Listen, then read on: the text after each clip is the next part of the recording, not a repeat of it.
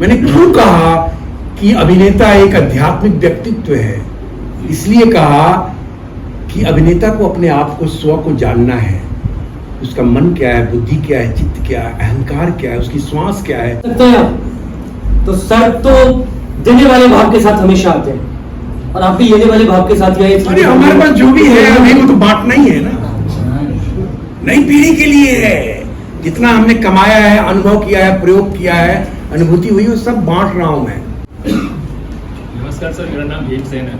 Bhimsen sir, मेरा सवाल है कि अध्यात्म अभिनय के नहीं रूपांतरण का माध्यम, आपका क्या विचार है? अध्यात्म अध्यात्म है। मनुष्य का जन्म ही आध्यात्मिक है। मनुष्य का जन्म ही आध्यात्मिक है। एक आत्मा वो जब गर्भ में आया, मन, बुद्धि, चित्त और अहंकार के साथ, अपने अंतःकरण के साथ, और उसने शरीर धारण किया 9 महीने में, उसके बाद वो धरती पे आया। तो ये पूरा प्रोसेस, अब इसको रूपांतरण कह लो, जो भी कह लो, जो भी है वो ऊर्जा है, और जो भी है मास है। ऊर्जा ही मास में कन्वर्ट होता है। आध्यात्मिक जो मार्ग है, अध्यात्म जो है वो परिपूर्ण है ऊर्जा से। अध्यात्म का मतलब यह ऊपर उठना। जितना आप ऊपर उठो, उनसे जुड़ो, जानो, अपने आप को जानो कि हम स्व क्या है। और 6% वायु है। कितना हुआ? 90%। और 4% अग्नि है। कितना हुआ? और बाकी उसके ऊपर जितने हैं वो सब आकाश है। अब मैंने ये नहीं कहा आपसे कि 6% आकाश है।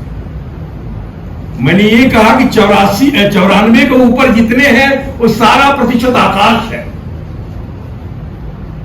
ऐसा हमने क्यों कहा? कह सकते थे, जैसे हमने पानी का प्रतिशत बताया, पृथ्वी का बताया, वायु को बताया, अग्नि का भी बताया, आकाश का क्यों नहीं बताया? हमने कह दिया 94 के ऊपर पूरा आकाश है। यानी कि किसी किसी के पास 2% आकाश होता है, किसी किसी के पास 4% आकाश है, किसी किसी के पास 6% है, और कुछ ऐसे भी हैं जिनके पास 8% भी आकाश है। 94 और 8 102। और कुछ ऐसे भी हैं जिनके पास 10% आकाश भी है। ये जो आकाश का प्रतिशत है, यही आपका व्यक्तित्व है।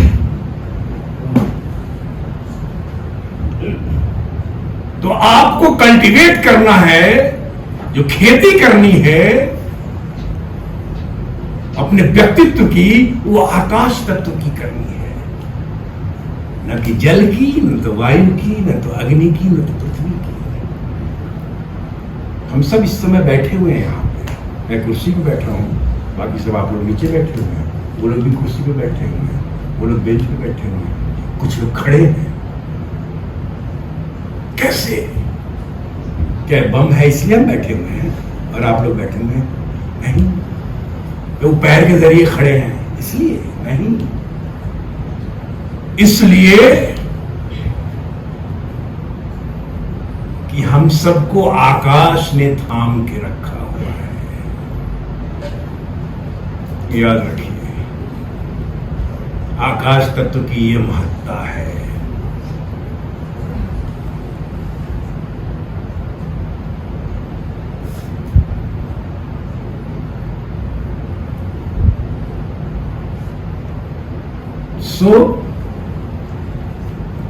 हमें जो भी ग्रो करना है, जो भी खेती करनी है, जो भी जिस पर भी हमें काम करना, वो पूरा का पूरा आकाश तत्व ही है। हमें जल तत्व पे काम करने की आवश्यकता नहीं, हमें पृथ्वी तत्व पे काम करने की आवश्यकता नहीं, हमें वायु पे भी काम करने की आवश्यकता नहीं, हमें अग्नि पे भी काम करने की आवश्यकता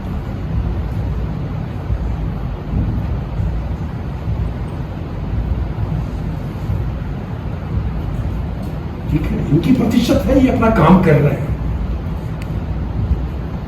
अग्नि दिखा रहा आंख के माध्यम से,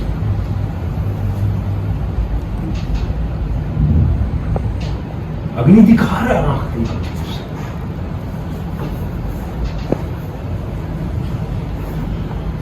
अग्नि पाचन भी कर रहा है, नाभियस्थ है, अग्नि का स्थान ये है नाभि।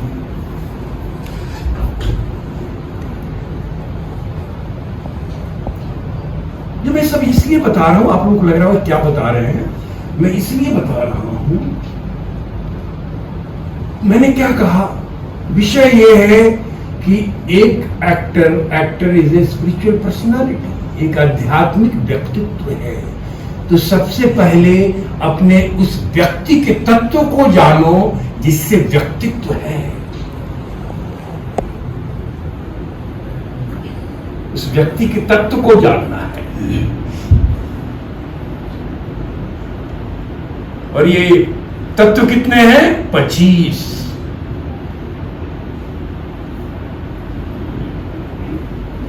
आपका शरीर सिर्फ 5 तत्वों से नहीं 25 तत्वों से बना है। 25 तत्व काम कर रहे हैं नित्य निरंतर, हर पल। इस समय भी हम लोग बैठे हुए हैं, मैं बोल रहा हूं, आप लोग सुन रहे हैं, इस समय भी।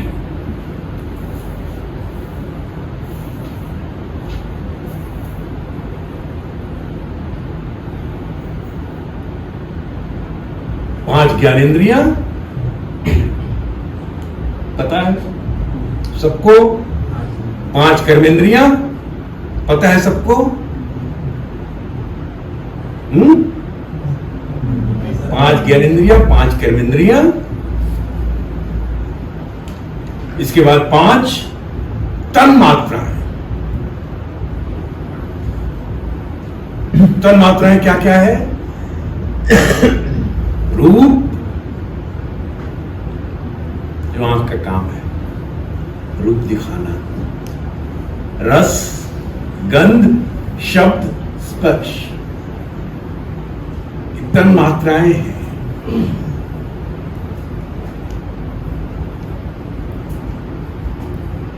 चार अंतःकरण है,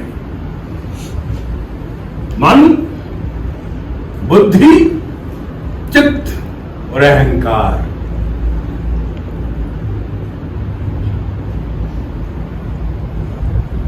होता है कि लोग अहंकार को ईगो समझ लेते हैं,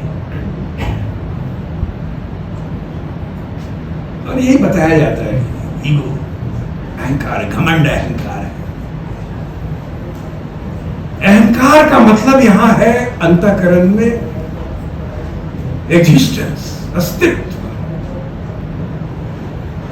अस्तित्व की ही लड़ाई है पूरे संसार में, है कि नहीं?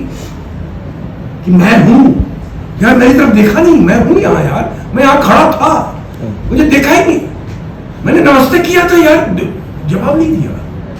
मैं हूं, जो एग्जिस्टेंस है आपका, क्योंकि आप जो हैं वही अहंकार है, आप ही आप अहंकार है। कि किसी ने कहा मैं, वही अहंकार है। वो जो एग्जिस्टेंस की लड़ाई है, जो मैं की लड़ाई है, वही अहंकार है। अस्तित्व, अस्तित्व को साबित करना है, अस्तित्व ही है अस्तित्व। जब हम किसी अस्तित्व को दिखाना चाहते हैं, आप अपने आप को साइलेंस के साथ, शांति में, शांति के साथ लयबद्ध होइए, जोड़िए अपने आप को। मतलब आप शांति में कहीं बैठ गए, या तो अपने कमरे में बैठ गए, या कहीं जहां शांत हो, जहां श्वास को जब आते जाते दिखेंगे, शांति में बैठ के देखिए, आते हुए नाक से घुसा, नाक से अंदर गया, कंठ से नीचे उतरा, छाती में गया, फेफड़ों में गया, नाभि में गया।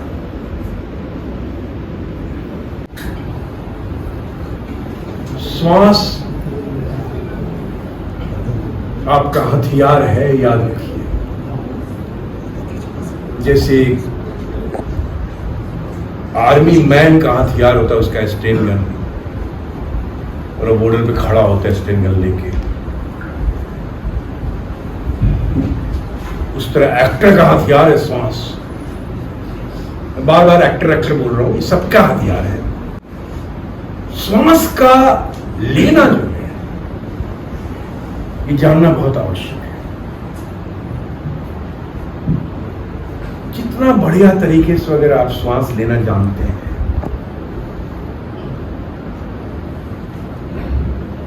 उतना कमाल एक्टर हो जाएगा। क्योंकि कमाल डायलॉग बोलिएगा उसके बाद, तो श्वास ही नहीं रहेगा, डायलॉग कहां से बोलते हैं? पूरा पूरा पेज एक स्पीच मिल गया आपको। अब अंधायु प्ले कर रहे हैं और पता चला अश्वत्थामा का स्पीच मिल गया, क्या कीजिएगा? गांधारी का स्पीच मिल गया, क्या कीजिएगा? तुगलक का स्पीच मिल गया आपको, बर्नी का मिल गया, क्या कीजिएगा? अजीज का मिल गया। जो ऐसे नाटक आधे अधूरे का, जितने ये सब नाटक हैं, द्रोणाचार्य का, एक और द्रोणाचार्य, बड़े बड़े जो स्पीच हैं उसको कैसे बोलिएगा? एक एक दो दो लाइन का डायलॉग सब जगह नहीं होगा ना। उसके लिए श्वास की आवश्यकता होगी, ब्रीदिंग,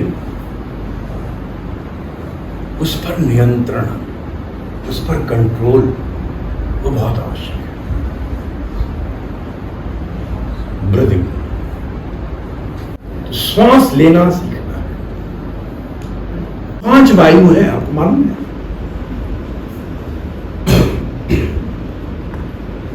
एक प्राण वायु है, जो अभी हम लोग बैठे हुए हैं, मैं बोल रहा हूं, आप लोग सुन रहे हैं, सब प्राण वायु है, वो चल रहा है अपना एक क्रम से चल रहा है। उसके लिए कोई साइलेंस में बैठ के, ध्यान में बैठ के लंबी गहरी सांस लेने की आवश्यकता नहीं, क्योंकि प्राण के लिए है। वो श्वास चल रहा है, प्राण के लिए चल रहा है, प्राण वायु, वही वायु, क्योंकि वो वायु आया और निकल गया। बात कर रहे हैं, सुन रहे हैं, ध्यान भी नहीं है, ध्यान भी नहीं, जाने अनजाने चल रहा है, वो कुछ भी कर रहा है, वो चल रहा है, वो अपना काम कर रहा है, वो प्राण वायु।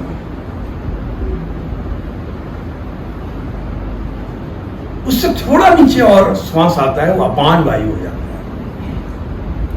नाभि तक जब जाता है तो व्यान वायु हो जाता है।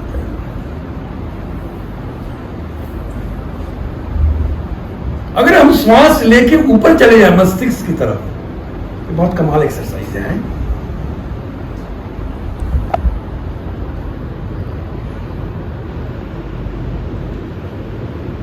वो उदान वायु हो जाएगा। श्वास लिए, श्वास नीचे गया ही नहीं, ऊपर गया, मस्तिष्क में गया। किया है आप लोगों ने कभी यार? सब अपने अपने रीढ़ पे बैठ जाइए, अपने अपने रीढ़ पे बैठ जाइए सब। ये जो श्वास है, ये जब आप लेंगे, रीढ़ जो है, रीढ़ आपको, रीढ़ तनी हुई जरूर हो, लेकिन तनाव में ना हो। रीढ़ सीधी अवश्य हो, एकदम ऐसे नहीं कर देना है, सीधी सीधी रीढ़, रिलैक्स। रीढ़ बहुत महत्वपूर्ण है। रीढ़ आपका दूसरा मस्तिष्क है। सारी संवेदनाएं, सारी भावनाएं, सारी जानकारियां रीढ़ के माध्यम से ही सेंट्रल नर्वस सिस्टम तक पहुंचती है। ये याद रखिए, रीढ़ बहुत आवश्यक है और इसे प्रतिदिन तानना है। बिल्कुल ये धनुष की तरह है, इसको तानना, रोज रोज इस पर पतंचा चढ़ाना है, एवरीडे। हर रोज कोशिश कीजिए कि आप ऐसे बैठे, जहां मौका मिलता है, बाहर भी बैठे आप ऐसे ही बैठे, अपने दोस्त से बात कर रहा आप ऐसे ही बैठिए, यहां भी आप लोग कोशिश कीजिए ऐसे ही बैठिए। थोड़ा रिलैक्स होने का मन करे तो थोड़ा हो जाएगी, लेकिन ऐसे ही बैठिए, देखिए करके, महीना दिन कीजिए, जादुई रूप से जीवन बदल जाएगा, सोच बदलने लगेगा अपने आप।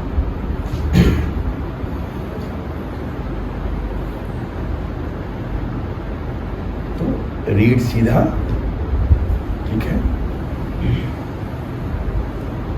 अब हम प्राण वायु पहले लेते हैं, तो ले रहे हैं।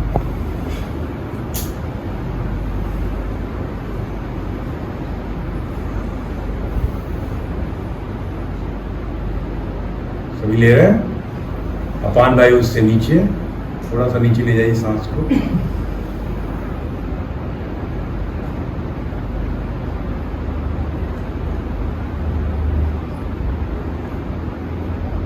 व्यान वायु उससे नीचे नाभि की तरफ।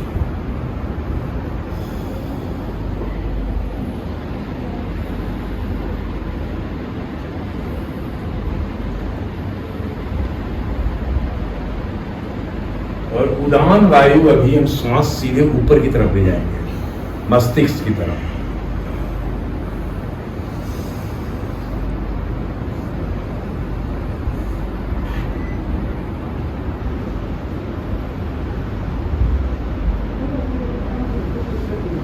किस किस से गया, जा रहा है?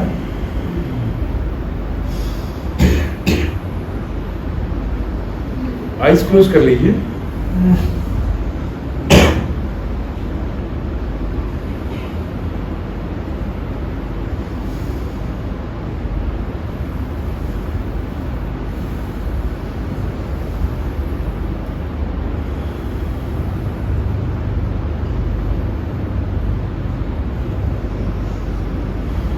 आ रहा है, मजा आ रहा है, कुछ अच्छा लग रहा है मस्तिष्क में। और जो पूरी श्वास जो लेंगे, जिसको डीप ब्रीथ कहते हैं, वो है समान वायु।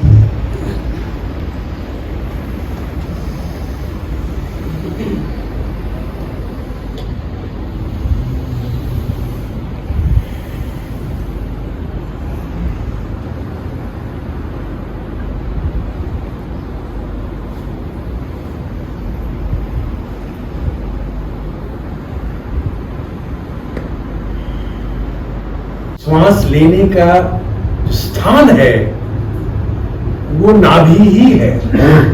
तो जब भी मौका मिले, जब आप ऐसे सीधे बैठे तो फुल ब्रीथ ही लीजिए, नाभि से ही श्वास लेने का क्रम जारी रखिए। 20 बार ले लीजिए। सुबह उठते ही बिस्तर पर बैठ के वहीं ले लीजिए 20 बार, फिर पाँव नीचे रखिए।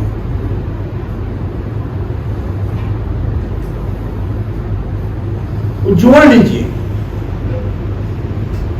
नहीं यहां देर हो रहा है, कैसे करूं? नहीं, देर कहीं के लिए नहीं होता है, याद रखिए। नहीं इतने बजे मीटिंग में मेरे को निकलना, मैं कर नहीं सकता। कहीं कोई मीटिंग नहीं है आपकी। अगर वो मीटिंग होनी है तो होगी ही होगी। अब देर भी हो जाए तब भी। और अगर मीटिंग नहीं होनी है तो कितना भी फुल टाइम पहुंचे नहीं होगी।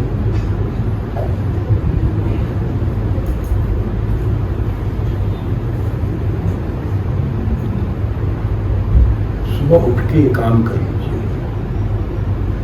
ठीक है। श्वास जो है उसको बिल्कुल सही कीजिए। श्वास, क्योंकि श्वास जो है आपकी सारी बीमारियों का जड़ है। बीमारी लाने में भी और बीमारी दूर करने में भी श्वास ही है, और उसी से हम जीवित हैं, श्वास से।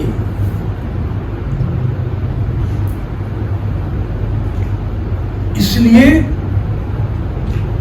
श्वास पे बहुत ध्यान देना है। आप लोग प्राणायाम करते हैं क्या? सर। कौन कौन करता है? ये तादाद है, और बाकी लोग नहीं करते हैं। प्राणायाम आप लोग सीख लीजिए। अगर आपका कोई दोस्त अच्छा से जानता है तो उससे सीख लीजिए, है? या किसी योगा टीचर से सीख लीजिए। उसमें 3-4 चीजें हैं जो बहुत इंपॉर्टेंट है। एक तो नाड़ी शोधन प्राणायाम जरूर सीख लीजिएगा। अपनी नाड़ियों को, 72,000 नाड़ियां हैं शरीर में, 72,000,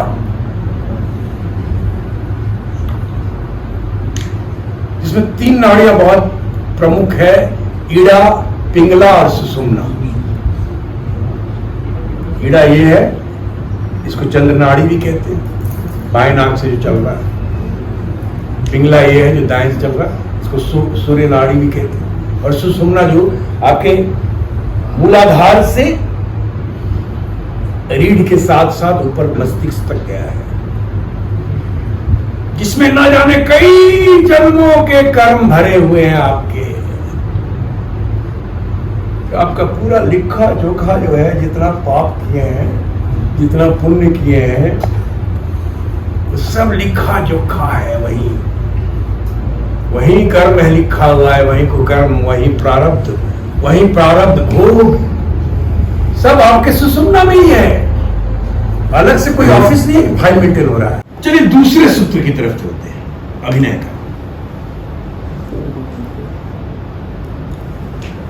खाना बनाने किसको किसको आता है?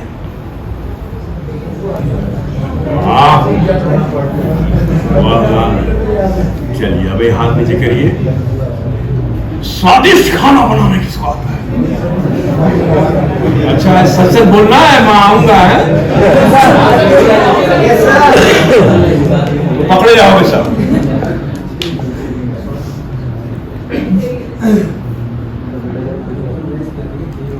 सब्जी बनाने किसको किसको आता है? बढ़िया सब्जी बनाने किसको आता है? और हर तरह की सब्जी बनाने की।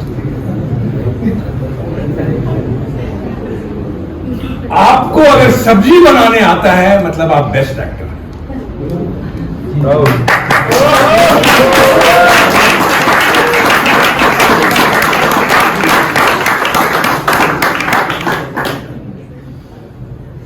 अब मैं जो प्रोसेस समझाने जा रहा हूं, नाट्य शास्त्र आप में से कोई पढ़ा है? मेरे जी तो पढ़े होंगे, आपने भी पढ़ा, और कौन पढ़ा है? कोई पढ़ा है नाट्य शास्त्र? चलिए अब मैं ये बताने जा रहा हूं जो सूत्र इन नाट्य शास्त्र का निचोड़ है।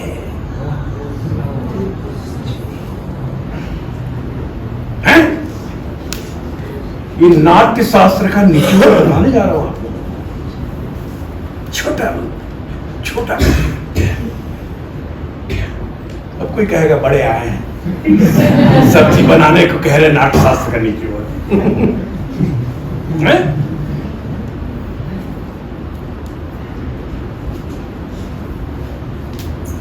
सब्जी बनाना आपको है आलू का।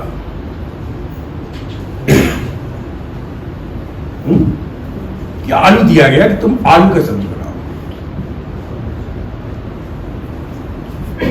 ठीक है भाई, हम आलू का बनाएंगे। अब आलू का सब्जी कैसे बनाएंगे? आलू को लिया,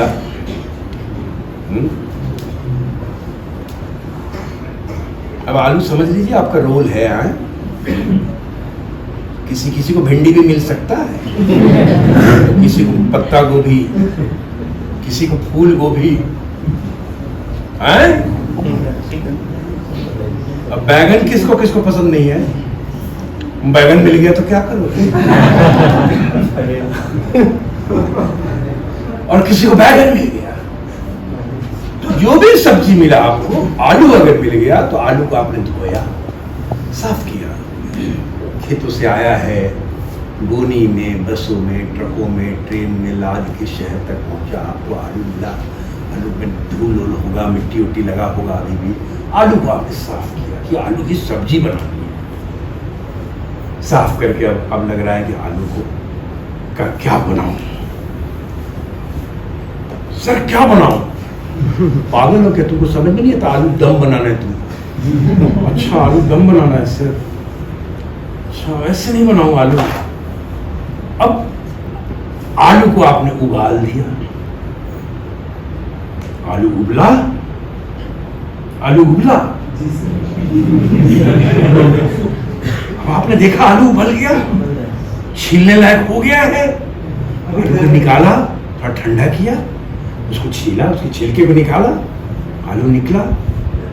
आलू दम बनाना, थोड़ा सा उसका जो कट है वो बड़ा बड़ा रखिएगा, उसका टुकड़ा और बड़ा बड़ा, छोटा है तो अक्खा भी रख दीजिएगा। ये आलू। अब ये क्या करूं? कढ़ाई लेंगे, कढ़ाई को धो लेंगे, होएंगे भाई कढ़ाई ठीक है। चूल्हा जलाया, चूल्हे पे चढ़ा दिया। नहीं करते ना? अरे बना मैं रहा हूँ, खाओगे तुम लोग, बोलो उससे बीच में बोल ही नहीं रहा कोई। मुझे लग रहा है किचन में अकेले ही पता चला ठीक आसपास भी लोग हुआ है। एक आंच पे कढ़ाई गर्म हुआ। अब आपको कौन सा तेल इस्तेमाल करना है? सरसों का तेल, किसी को पाम ऑयल, किसी को घी है, किसी को क्या नाम बादाम का तेल है, कोई नारियल का तेल भी इस्तेमाल करते हैं, और भी कई तरह का ओलिव ऑयल, कुछ लोग डाइटिंग पे रहते हैं। डाइटिंग पे कौन कौन रहता है? न रहा करो, न रहा, जवानी में डाइटिंग में नहीं रहने का। खूब खाइए, खूब मेहनत कीजिए।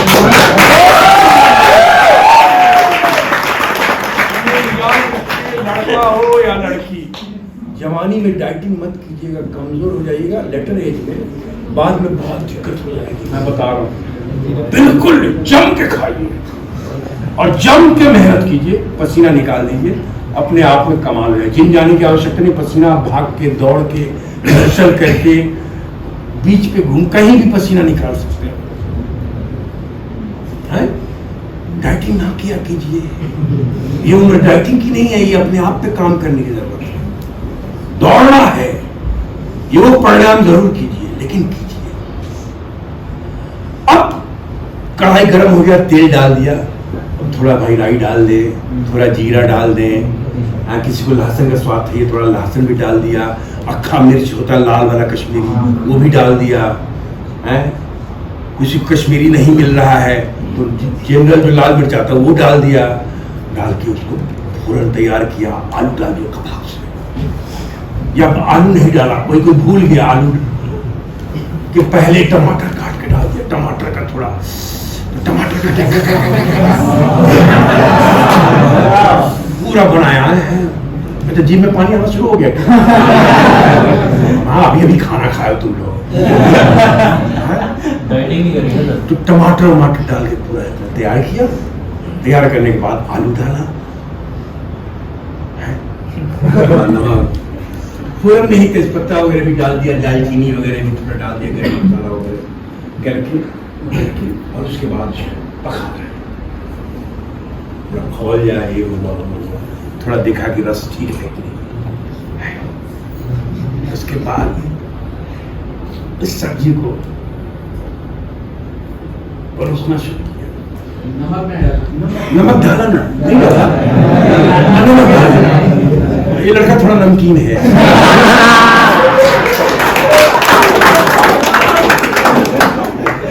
नमक बहुत जरूरी है सेहत के लिए, अच्छा याद करा, वेरी गुड।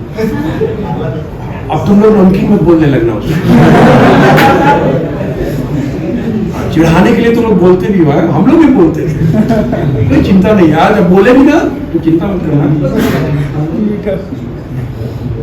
तो नमकीन होना अच्छी बात है, मीठा मत हो।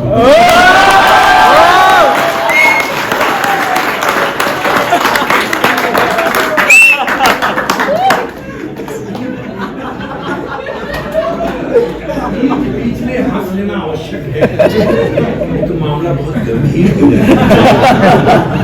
बीच में मैं बता रहा हूँ, ये आप लोग हंसने के लिए है, हृदय से मत लगा लेना है। नहीं, हृदय बहुत कोमल होता है कुछ।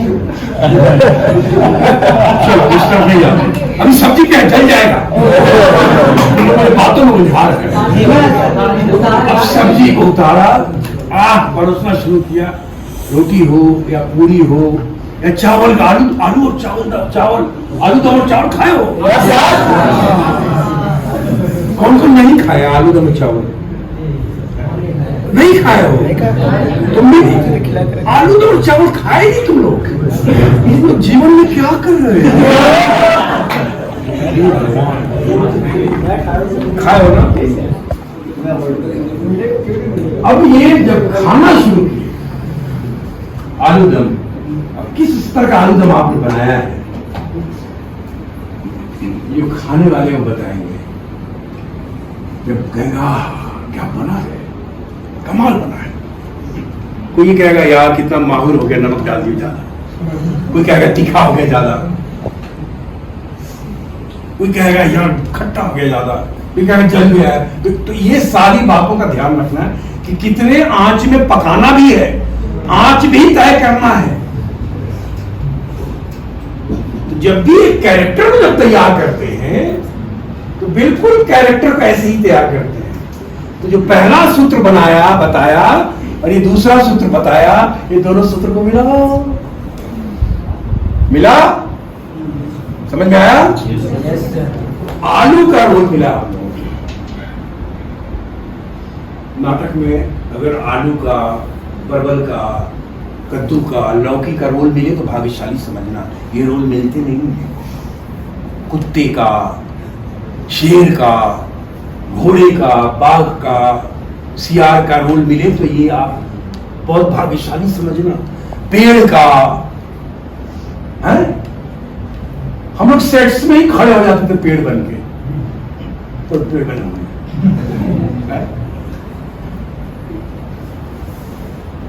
तो ये सारे आयाम हैं अभिनय के। ये नहीं कि जो आदमी का रोल है वही सिर्फ करूंगा, सर ने मुझे कुत्ते का रोल दे दिया यार, नहीं, वो ज्यादा चैलेंजिंग है। उससे आपको पता चलेगा कि एक कुत्ता कैसे सोता है, कैसे आंख बंद और आंखें खुल गई और कैसे वो चारों तरफ देखा, कैसे जीभ लपलपाता है वो, कैसे भागता है वो, कैसे शुरू से वो गतिशील होता है, कैसे वो सुई पकड़ता है। घोड़े का चलने का रफ्तार क्या है, घोड़े फुल गैलप में कैसे होता है, कैसे हिंडाता है, कैसे पैर उठाता है, ये देखना है, ये देखना है।